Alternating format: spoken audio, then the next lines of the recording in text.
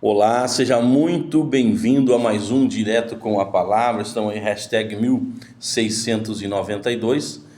Essa semana, né, lição número 9, estudando sobre mistério movido pelo amor. E o título de hoje, simplicidade e sinceridade. Ontem aprendemos que o amor de Paulo pelos coríntios se manifestava no consolo que eles oferecia em meio às aflições, assim como ele próprio era consolado por Deus nas suas aflições.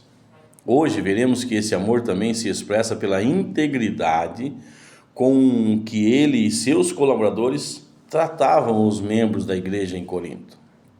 Leia 2 Coríntios capítulo 1, verso 12 ao 14, à luz de 2 Coríntios capítulo 2, verso 17 e capítulo 4, verso 2. Como a sinceridade de Paulo revela seu amor pelos coríntios?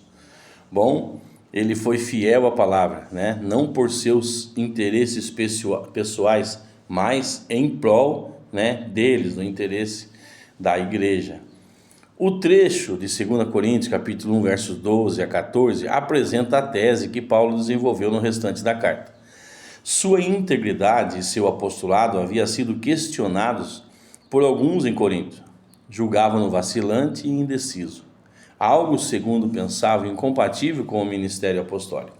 Em resposta, Paulo enfatiza que ele e seus companheiros se conduziam entre os coríntios com a máxima integridade. Duas palavras descrevem a conduta de Paulo e de seus associados: simplicidade e sinceridade. A primeira traduz o termo grego aplotes, usado aqui para indicar a integridade pessoal no falar e no agir. Em resumo, pureza de motivos. Já a sinceridade traduz eilicrineia, que também aponta para a integridade e pureza e intenções. Os coríntios não deveriam ter duvidado da transparência das intenções de Paulo. Ele deixa claro que sua simplicidade e sinceridade tinham origem em Deus. Eram qualidades provenientes de Deus. Está lá em 2 Coríntios capítulo 1, verso 12. No mesmo verso, Paulo ainda afirma que esses traços ministeriais não são concedidos, né? Nos são concedidos pela graça divina. Pelo mesmo verso, Paulo ainda afirma que esses traços ministeriais nos são concedidos pela graça divina. Ou seja, simplicidade e sinceridade é só pela graça divina, né? Porque o homem nascido em Adão, ele é corrupto, ele nasceu em pecado, não tem integridade e sinceridade, né? Porque se fosse simples e sincero, tinham ouvido a palavra que Deus deu, não comam dessa árvore, né? E o que eles fizeram? Foram induzidos por outro, dito aqui Satanás, né? A serpente, e então não foram sinceros, não tiveram integridade, né? Ao que tudo indica, opositores de Paulo distorceram suas palavras escritas em cartas anteriores. Está lá em 2 Coríntios capítulo 1, verso 13 e 14. O apóstolo garantiu que suas intenções eram transparentes e compreensíveis, ou seja, ele era claro no que ele estava dizendo, né? No entanto, as pessoas, alguns entre os coríntios, distorciam o que ele falava, e como isso é triste, né? Ele tinha plena certeza de que a retidão de suas palavras, intenções e ações seriam plenamente esclarecida no dia de Jesus, nosso Senhor. 2 Coríntios 1, 14. Questão de rodapé. Que experiências você já teve ao ver suas motivações, por mais bem intencionadas e sinceras, serem questionadas? O que isso nos ensina sobre o cuidado necessário ao avaliar as intenções de outras pessoas? A Bíblia diz que da mesma forma que nós julgamos, nós seremos julgados, né? Então precisamos estar atentos. Bom, é difícil, né?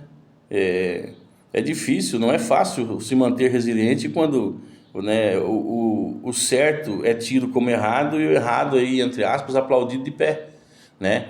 Você tem todas as intenções corretas de acordo com a palavra de Deus, mas é distorcido o que você fala, o que você comunica, como se fosse errado, né?